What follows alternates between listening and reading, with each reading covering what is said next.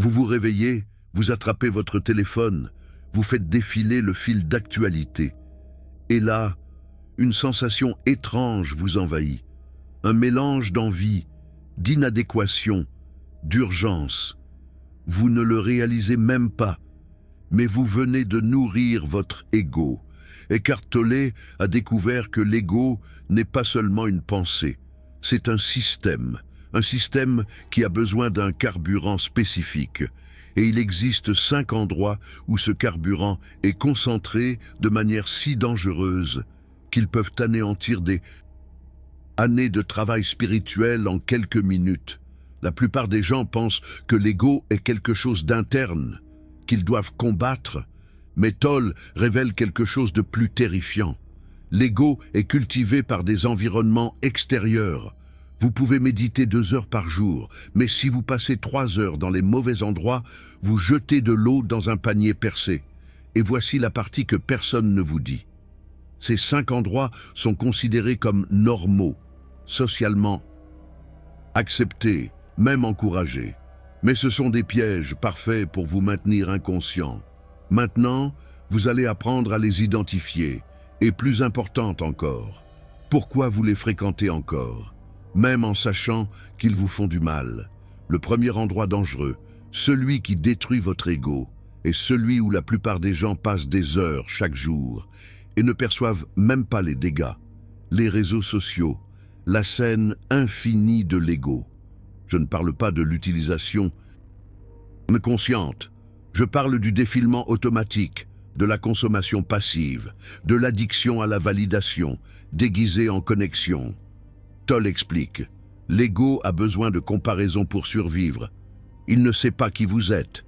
Il sait seulement où vous vous situez par rapport aux autres.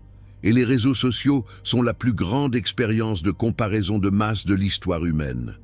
Une étude publiée en octobre 2024 dans l'International Journal of Human-Computer Interaction a analysé la relation entre le narcissisme et l'utilisation problématique des réseaux sociaux. Ils ont découvert quelque chose de dévastateur. La peur de manquer quelque chose, le FOMO, influence la relation entre le narcissisme et l'addiction aux réseaux sociaux. En d'autres termes, plus vous utilisez les réseaux sociaux, plus votre ego se nourrit de la peur d'être impertinent. Et plus il se nourrit, plus vous les utilisez. C'est un cycle vicieux et vous êtes pris au piège sans même le savoir. Mais il ne s'agit pas seulement de narcissisme évident. Il s'agit de ce qui arrive à votre conscience lorsque vous passez des heures à consommer des vies éditées. Tolle dit, lorsque vous observez une autre personne à travers le prisme de l'ego, vous renforcez l'ego en vous. Parce que l'ego n'observe pas, il juge, il compare, il envie, il se sent supérieur ou inférieur, mais jamais présent. Une recherche de 2024 sur la génération Z a révélé que le narcissisme et la faible estime de soi sont fortement corrélés à l'addiction aux réseaux sociaux et le résultat, une satisfaction de vie réduite parce que l'ego promet le bonheur grâce à la validation extérieure. Mais la validation extérieure ne satisfait jamais. Elle ne fait que créer plus de faim. Et vous pouvez le voir en temps réel. Vous postez quelque chose, vous vérifiez les likes, vous ressentez une microdose de dopamine, ou pas. Si la validation n'est pas suffisante, vous vous sentez inadéquate. Et les deux états, plaisir et douleur, renforcent. L'ego, parce que les deux vous maintiennent identifiés à l'image de vous-même que vous projetez. Laissez-moi vous donner un exemple dévastateur que Tolle a partagé. Une femme l'a approché en désespoir de cause. Elle a dit « Je me réveille au milieu de la nuit et la première chose que je fais, c'est de vérifier combien de likes ma publication a reçu. Si c'est bien, je me rendors soulagé. Si c'est mauvais, je reste éveillé dans l'anxiété. » Et Tolle a demandé « Qui dort quand vous vérifiez ?» Pas votre corps. Votre corps est réveillé. Mais vous, la conscience véritable, vous êtes profondément endormi parce que vous avez remis votre état émotionnel à des nombres sur un écran. C'est ce que font les réseaux sociaux. Il crée des métriques visibles de valeur, likes, abonnés, commentaires, et l'ego adore les métriques parce qu'il peut mesurer, il peut comparer, il peut prouver sa valeur ou confirmer son inadéquation. Les deux maintiennent l'ego en vie, et voici quelque chose que peu de gens réalisent. Même lorsque vous ne les utilisez pas, l'ego pense aux réseaux sociaux, planifiant la prochaine publication, répétant les légendes, imaginant les réactions. Toll appelle cela le temps psychologique. Vous n'êtes pas présent, vous vivez dans une version future, où vous serez validé, ou dans une version passée, où vous avez été rejeté. Et plus vous faites cela, plus la vie réelle perd de sa saveur, parce que la vie réelle n'a pas de filtre, pas d'édition, pas de bouton like. Alors l'ego dit « c'est ennuyeux » et vous repousse vers le monde virtuel, où il peut jouer et mesurer, mais le coût est dévastateur. Des études en neurosciences montrent que l'utilisation excessive des réseaux sociaux est corrélée à une augmentation de l'anxiété, de la dépression et de la solitude. Mais pas à cause du contenu, à cause de la fragmentation de l'attention. Vous n'êtes jamais complètement présent nulle part, toujours partiellement ici, partiellement là, toujours insuffisant. Toll a un test simple, mais brutal. Passez une journée sans vérifier les réseaux sociaux, une seule journée, et observez ce qui survient. Anxiété, ennui, peur de manquer quelque chose, impulsion incontrôlable de poster ou de vérifier. Ce n'est pas vous, c'est l'ego en sévrage. Mais il y a quelque chose d'encore plus dangereux à propos des réseaux sociaux, et la plupart ne le réalisent pas avant qu'il ne soit trop tard. Ils détruisent votre capacité de présence. Toll insiste, le moment présent. Et tout ce qui existe, passé et futur, sont des constructions mentales. Mais lorsque vous faites défiler le fil d'actualité, vous n'êtes pas dans le présent.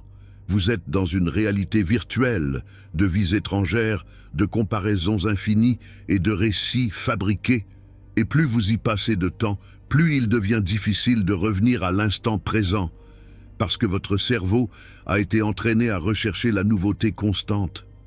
Et la vie réelle, la vie présente, semble ennuyeuse, lente, insignifiante. Alors vous retournez au fil d'actualité et l'ego sourit parce qu'il vous a capturé à nouveau. Mais calme, parce que le deuxième endroit dangereux est celui où vous êtes probablement en ce moment.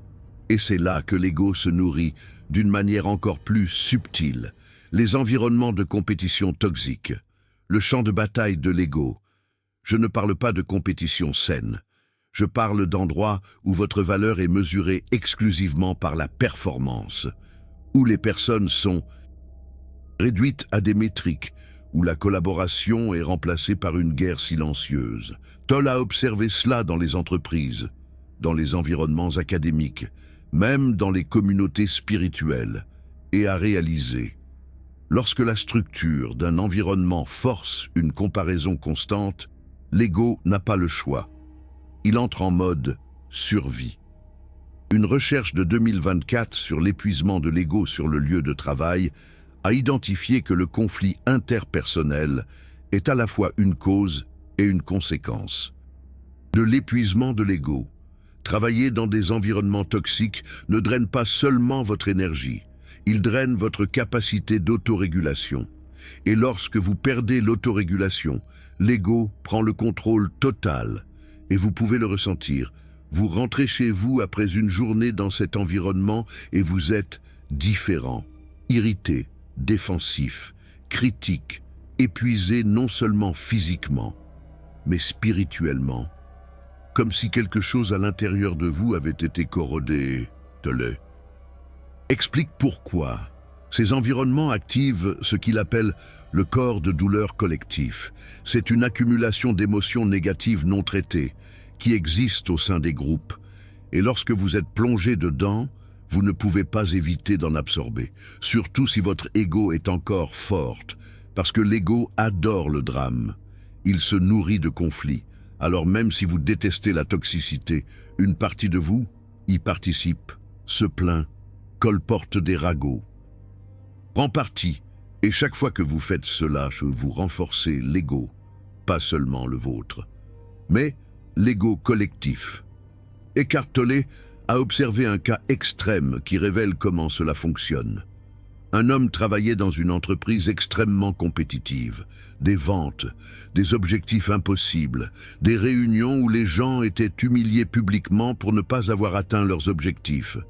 Il détestait ça profondément, mais il ne pouvait pas partir. Pas à cause de l'argent, il avait des économies, il avait des options, mais une partie de lui était accro au drame. Il a raconté à Tolle, chaque lundi, je promets que je vais me maîtriser. Je ne vais pas entrer dans les intrigues. Mais le mercredi, je suis déjà au milieu de la guerre, à comploter, à rivaliser, à saboter subtilement. Et je me déteste pour ça. Et Tolle a expliqué quelque chose qui a tout changé. Vous n'êtes pas accro à l'environnement.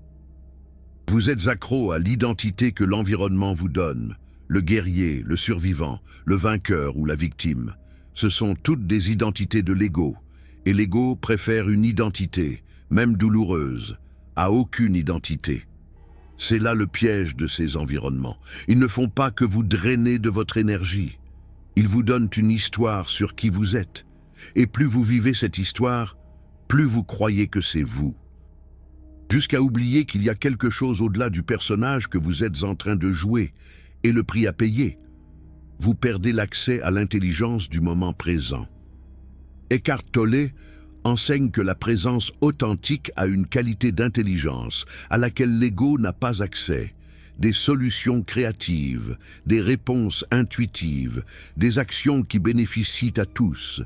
Mais lorsque vous êtes en mode survie égoïque, vous n'avez que les anciens schémas, attaque, défense, contrôle. Et ces schémas résolvent rarement les problèmes. Ils ne font que perpétuer le cycle. Et voici la partie la plus dangereuse.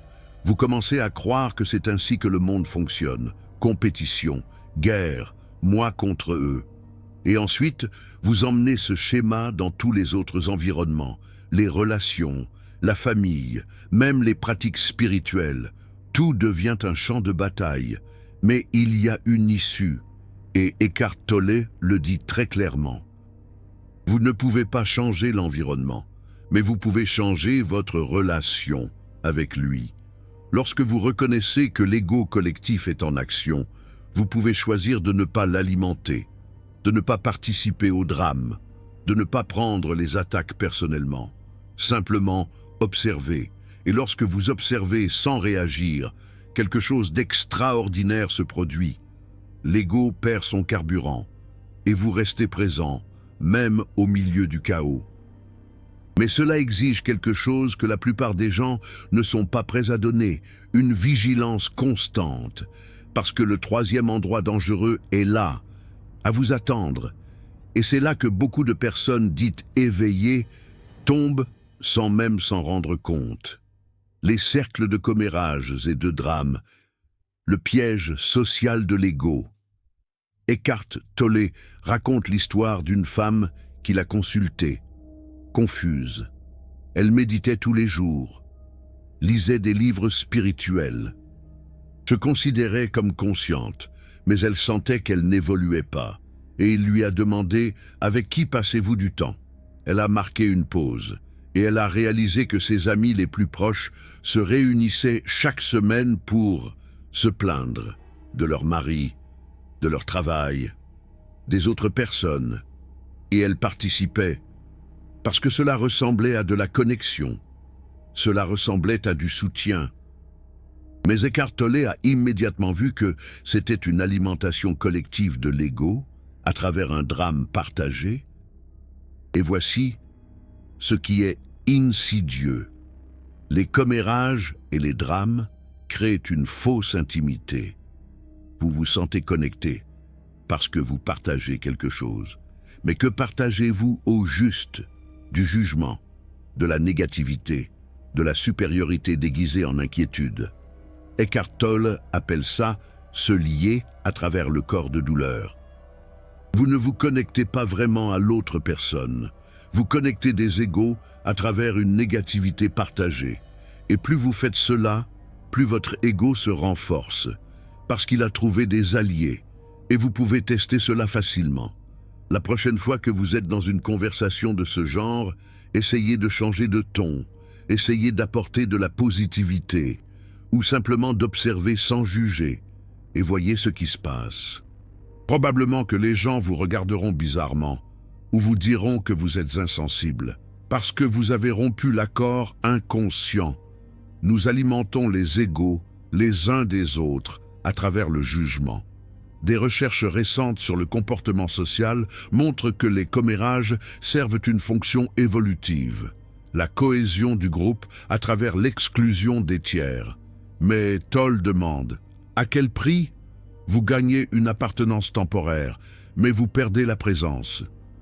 Vous perdez l'authenticité, vous perdez la PAX, et plus vous participez, plus il devient difficile de s'en sortir, parce que maintenant, tout votre cercle social est basé sur le drame. Et si vous changez, si vous vous éveillez, vous n'êtes plus à votre place. Et l'ego préfère une souffrance familière à une solitude inconnue. Eckhart Tolle a partagé une histoire révélatrice à ce sujet. Une femme a décidé d'arrêter de participer aux séances de plainte avec ses amis. Elle a simplement commencé à écouter avec présence, sans juger, sans ajouter de l'huile sur le feu, et quelque chose d'intéressant s'est produit. Premièrement, les amis ont essayé de la faire revenir. Elles ont dit qu'elle était distante, froide, supérieure. Elle ne s'est pas défendue, elle est simplement restée présente. Et ensuite, une par une, les conversations ont commencé à changer. Pas de façon dramatique, mais subtilement. Moins de commérage, plus de substance, moins de jugement, plus de curiosité, non pas parce qu'elle a prêché la conscience, mais parce que sa présence a créé de l'espace pour la présence chez les autres. Tolle appelle cela une transmission silencieuse. Lorsque vous êtes véritablement présent, vous n'avez pas besoin de parler de la présence. Votre énergie communique, mais cela ne fonctionne pas toujours ainsi. Parfois, lorsque vous sortez du drame, les gens sortent de votre vie. Et Tolle dit, laissez aller, parce que les relations basées sur le corps de douleur ne peuvent pas survivre à la présence. Et ce n'est pas une perte, c'est une libération. Vous faites de la place pour de vraies connexions. Mais il y a un endroit encore plus dangereux, un endroit qui semble sûr, un endroit où vous allez chercher de l'aide, mais qui peut vous emprisonner dans l'ego de façon encore plus profonde, les lieux de validation extérieure constante. La prison dorée de l'ego. Cela inclut les relations où vous avez besoin d'une approbation constante, les environnements où votre valeur dépend des compliments, les groupes où vous jouez un rôle pour être accepté. Eckhart Tolle a observé quelque chose de fascinant. Les personnes éveillées échangent souvent une prison contre une autre. Elles sortent de relations toxiques évidentes et entrent dans des relations de codépendance spirituelle. Elles quittent des emplois qu'elles détestent et créent des entreprises où elles ont besoin de prouver leur valeur, constamment. Elles changent de décor, mais maintiennent le schéma, l'ego cherchant la validation. Et vous pourriez être en train de faire cela maintenant même, sans vous en rendre compte. Combien de vos actions sont génuines? Combien sont des performances pour l'approbation? Tolle a un test brutal. Si personne ne devait le savoir, le feriez-vous quand même? Si la réponse est non, vous opérez à partir de l'ego et non de la présence. Bienvenue dans cet espace où nous allons plonger au cœur des mécanismes de l'ego, cet imposteur qui se nourrit de nos faiblesses et prospère dans l'ombre de nos insécurités. Eckhart Tolle, ce guide spirituel dont la sagesse résonne à travers le monde, nous éclaire sur les pièges subtils de l'identification. À ce moi illusoire que nous avons si souvent confondu avec notre véritable essence. Imaginez, vous vous réveillez, le flux incessant des réseaux sociaux vous aspire, et sans même vous en rendre compte, vous nourrissez ce monstre tapi dans l'ombre, l'ego, qui se repaît de likes, de commentaires. et d'une validation extérieure éphémère. Préparez-vous à une exploration sans concession, une prise de conscience essentielle pour une vie plus authentique, plus sereine. Et surtout, plus libre. Une étude de 2024 sur le narcissisme et les réseaux sociaux a révélé, de manière édifiante, que le besoin de validation externe est directement corrélé à une diminution de la satisfaction de vie. C'est un cercle vicieux, une soif insatiable, parce que la validation externe, c'est comme l'eau salée, plus vous en buvez, plus vous avez soif. Et Eckhart Tolle explique pourquoi. Quand vous dépendez des autres pour vous sentir valorisé, vous abandonnez votre pouvoir, vous devenez l'otage de leurs opinions, et les opinions, par nature, sont changeantes. Alors vous vivez dans une anxiété constante. Est-ce qu'ils m'approuvent encore? Suis-je toujours suffisant? Et l'ego adore cette anxiété, parce qu'elle vous maintient focalisé sur l'image, sur la performance, sur le contrôle, tout, sauf la présence. Mais maintenant, nous arrivons à l'endroit le plus dangereux de tous. Un endroit où même les chercheurs spirituels les plus avancés peuvent tomber, parce que cet endroit utilise le langage de l'éveil pour vous maintenir endormi. Les ambiances de supériorité spirituelle, l'ego déguisé en illumination. Tolle appelle cela l'ego spirituel, et c'est la forme la plus subtile et la plus dangereuse d'identification à l'ego. Parce qu'ici, l'ego ne dit pas « je suis meilleur parce que j'ai plus d'argent ». Il dit « je suis meilleur parce que je suis plus conscient ». Et vous voyez cela partout. Des communautés spirituelles où il y a une hiérarchie de l'éveil, des groupes où les gens compétitionnent sur qui médite le plus longtemps, des ambiances où ils jugent ceux qui sont encore pris au piège de l'ego sans réaliser que le propre jugement est égaux. Tolle raconte à propos d'ateliers où des personnes arrivaient, rayonnant une supériorité spirituelle. Ils parlaient de leurs expériences mystiques, de comment ils avaient transcendé l'ego, et Tolle écoutait, en silence, parce qu'il voyait que l'ego avait simplement changé de vêtements. Maintenant, il portait un manteau de spiritualité. Une recherche de 2024 de l'Université de Lyon a identifié ce qu'ils ont appelé le spiritual bypassing, l'évitement spirituel, utiliser des concepts spirituels pour éviter un travail émotionnel réel. Et ils ont découvert que les personnes familiarisées avec les enseignements spirituels avaient souvent des égos plus gonflés, justes, déguisés. Et c'est dévastateur, parce que cela signifie que vous pouvez étudier Eckhart Tolle pendant des années, méditer quotidiennement, parler de présence et être toujours complètement identifié à l'ego. Juste un ego plus sophistiqué. Tolle dit, l'ego ne se soucie pas de quelle identité vous utilisez, tant que vous en utilisez une. Vous pouvez vous identifier comme riche, comme spirituel, comme éveillé. Pour l'ego, c'est égal. Ce sont toutes des prisons. Et l'ego spirituel est particulièrement dangereux parce qu'il est invisible pour celui qui l'a. La personne croit véritablement qu'elle a transcendé. Et alors, elle utilise des enseignements spirituels pour juger, pour se sentir supérieure, pour créer une nouvelle hiérarchie. Vous voyez cela quand quelqu'un dit « tu es encore dans l'ego » ou « tu n'as pas compris » ou « quand tu te réveilleras, tu vas réaliser ». Chacune de ces phrases, ego pur, déguisé en sagesse, et Tolle a un test infaillible. Si vous avez besoin que les autres sachent à quel point vous êtes éveillé, vous n'êtes pas éveillé. Vous êtes en train de performer l'éveil. Et la performance, c'est la fonction de l'ego. Laissez-moi vous donner un exemple que Tolle considère comme le plus révélateur de tous. Un homme l'a approché après un atelier. Il avait étudié la spiritualité pendant 20 ans. Il méditait 3 heures par jour. Il lisait des textes sacrés en sanskrit original et il était profondément malheureux. Il a dit à Tolle, J'ai tout fait correctement. Pourquoi est-ce que je souffre encore? Et Toll a demandé, pourquoi méditez-vous 3 heures par jour? L'homme a répondu, pour transcender l'ego. Et Toll a souri, parce qu'il voyait. Et que l'ego n'était pas en train d'être transcendé, il était en train d'être nourri avec l'identité de transcendeur. Toll a expliqué, vous avez transformé l'éveil en conquête, et la conquête, c'est le jeu de l'ego. L'ego ne se soucie pas si vous êtes en train de conquérir de l'argent, du statut ou l'illumination.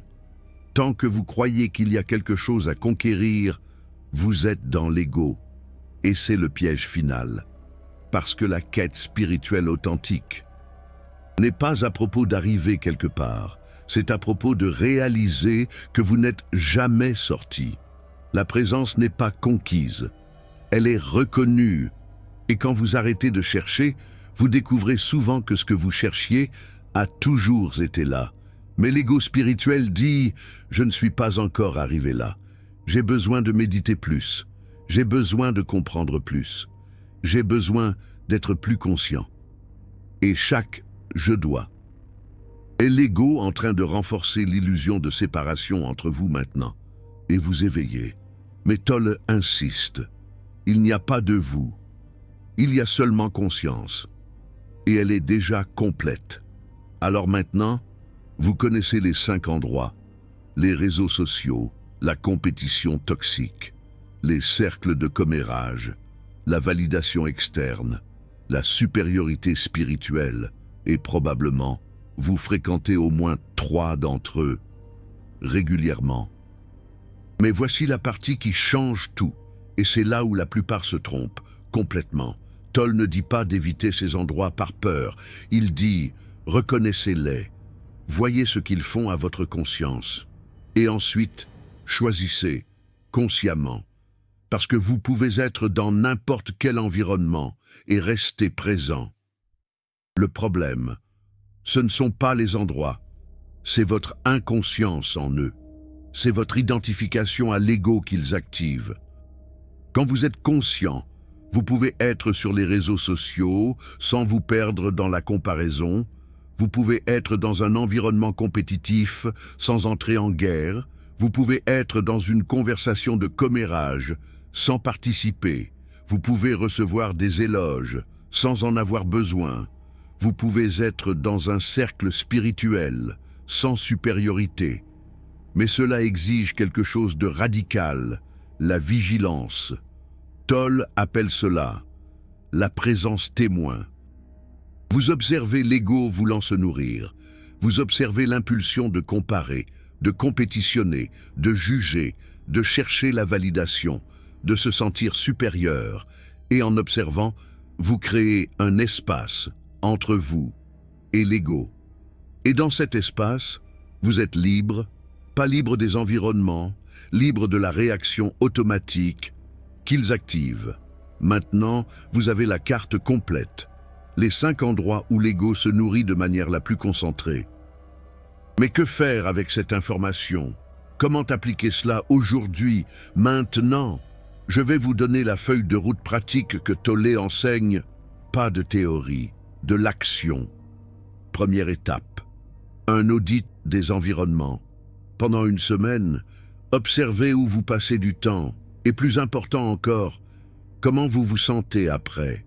Plus présent ou plus agité, plus en paix ou plus anxieux, plus vous ou plus performant. Toll dit, votre corps ne ment pas. Si vous sortez d'un environnement tendu, épuisé, irrité, cet environnement est en train de nourrir l'ego ou le corps de douleur, et vous avez besoin de réduire l'exposition ou de changer comment vous interagissez avec lui. Deuxième étape. Le test des réseaux sociaux. 3 jours sans vérifier, ne pas poster, ne pas scroller, juste observer l'impulsion.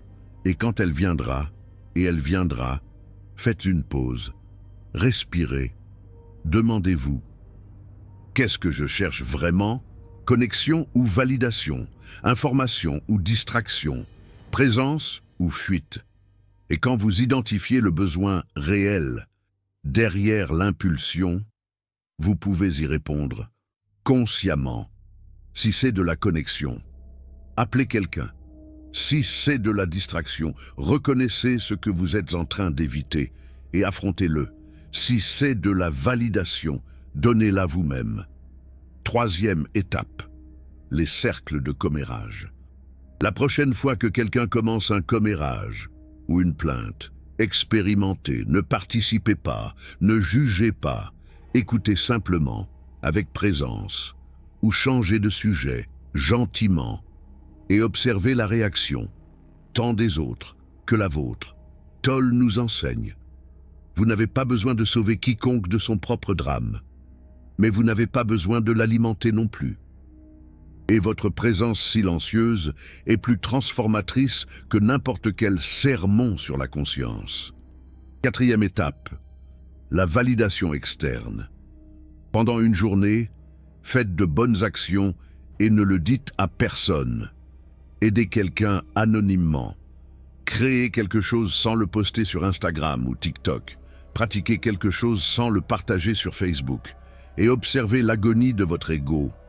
Mais ayez le crédit. Et lorsque vous survivez à cette agonie sans céder, vous avez libéré une partie du contrôle de votre ego. Cinquième étape, la supériorité spirituelle. À chaque fois que vous ressentez l'impulsion de corriger spirituellement quelqu'un, faites une pause. Demandez-vous, suis-je véritablement en train d'aider ou est-ce que je suis en train de me sentir supérieur? Est-ce que je suis en train d'offrir une présence ou un jugement déguisé? Et si c'est un jugement, simplement, voyez-le, ne le réprimez pas. Ne jugez pas le jugement, observez-le simplement, parce qu'observer sans s'identifier dissout le schéma. Eckhart Tolle dit quelque chose de puissant. Les environnements n'ont aucun pouvoir sur vous lorsque vous êtes présent. Mais lorsque vous êtes inconscient, chaque environnement est un piège. Donc le travail n'est pas d'éviter les pièges, c'est de se réveiller. Et se réveiller est simple. Pas facile, mais simple. C'est se rappeler, je ne suis pas mes pensées. Je ne suis pas mes émotions. Je ne suis pas mon image. Je suis la conscience qui observe tout cela. Et quand vous vous rappelez de cela au milieu des réseaux sociaux, de la compétition, du drama, de la recherche de validation, de la supériorité spirituelle, quelque chose change. L'environnement reste le même, mais vous n'êtes plus identifié. Vous êtes présent. Et la présence, c'est la liberté. Toll enseigne une pratique puissante pour cela. Il appelle les marqueurs de présence. Ce sont des rappels que vous plantez dans les 5 lieux dangereux. Quand vous prenez votre téléphone pour vérifier vos réseaux sociaux, faites une pause de 3 secondes. Sentez votre respiration. Demandez-vous, suis-je en train de chercher la présence ou la fuite? Quand vous entrez dans un environnement compétitif, avant de franchir la porte, faites une pause, sentez vos pieds sur le sol, rappelez-vous, je ne suis pas ce que je vais accomplir ici. Quand quelqu'un commence un drama ou des commérages, avant de parler, faites une pause. Sentez l'impulsion de participer. Et demandez-vous, est-ce que cela sert la présence ou l'ego? Quand vous êtes sur le point de chercher la validation, faites une pause. Sentez le besoin. Et donnez-vous la validation à vous-même. Quand vous sentez la supériorité spirituelle surgir, faites une pause. Voyez l'ego qui veut prouver quelque chose et souriez, parce que voir, c'est déjà la liberté. Ces pauses de 3 secondes sont des portails. Toll dit, entre le stimulus et la réponse, il y a un espace. Dans cet espace se trouve votre pouvoir. Et plus vous pratiquez la pause, plus cet espace s'étend, jusqu'à ce que vous réalisiez, vous avez toujours eu le choix. Vous ne le saviez simplement pas. Et alors, quelque chose d'extraordinaire se produit. Les 5 lieux dangereux cessent d'être dangereux, pas parce qu'ils ont changé, mais parce que vous avez changé. Vous pouvez être dans n'importe quel environnement et rester présent. Vous pouvez observer l'ego qui essaie de se nourrir et choisir de ne pas l'alimenter. Et ce choix, répété des milliers de fois, C'est ce que Tolle appelle l'éveil. Pas un événement unique, mais un choix continu, la présence sur le schéma, la conscience sur la réaction, la liberté sur la prison, et chaque choix renforce la présence et affaiblit l'ego, jusqu'à ce qu'un jour vous réalisiez « l'ego est toujours là ». Mais vous n'êtes plus lui, et cela change absolument tout. Vous venez de découvrir les 5 lieux les plus dangereux pour l'ego, et comment ils opèrent. Cette connaissance n'est pas à accumuler, elle est à utiliser. La plupart vont l'oublier dans 3 jours. Certains vont juger les autres pour fréquenter ces lieux. Mais PE vont l'appliquer à eux-mêmes. Quand vous cliquez sur le Super Thanks ci-dessous, vous faites plus que soutenir la chaîne. Vous déclarez « Je ne suis pas la majorité. Je prends l'éveil au sérieux. J'applique. Je ne fais pas que consommer. » Et cette déclaration importe, parce que la conscience a besoin de gardiens, des personnes disposées à se réveiller dans un monde qui préfère dormir, et les gardiens soutiennent le travail d'éveil. Maintenant, vous avez le choix. Vous pouvez continuer à fréquenter les 5 lieux inconsciemment, en alimentant votre ego sans vous en rendre compte. Ou vous pouvez vous réveiller, voir clairement, et choisir la présence sur le schéma. Le choix a toujours été le vôtre. Mais maintenant, vous savez que vous êtes en train de choisir. Polémique, les réseaux sociaux sont le camp de concentration de l'ego moderne. 99% les utilisent en pensant qu'ils sont en train de se connecter. Mais ils ne font qu'alimenter un narcissisme collectif. Êtes-vous d'accord ou pas? Et soyez brutal. Combien d'heures aujourd'hui avez-vous passé à alimenter votre ego dans l'un de ces 5 lieux? Commentez ci-dessous. Je réponds à tous dans les 2 premières heures, parce que c'est ça le travail réel, pas consommer de l'information, mais appliquer avec une honnêteté dévastatrice.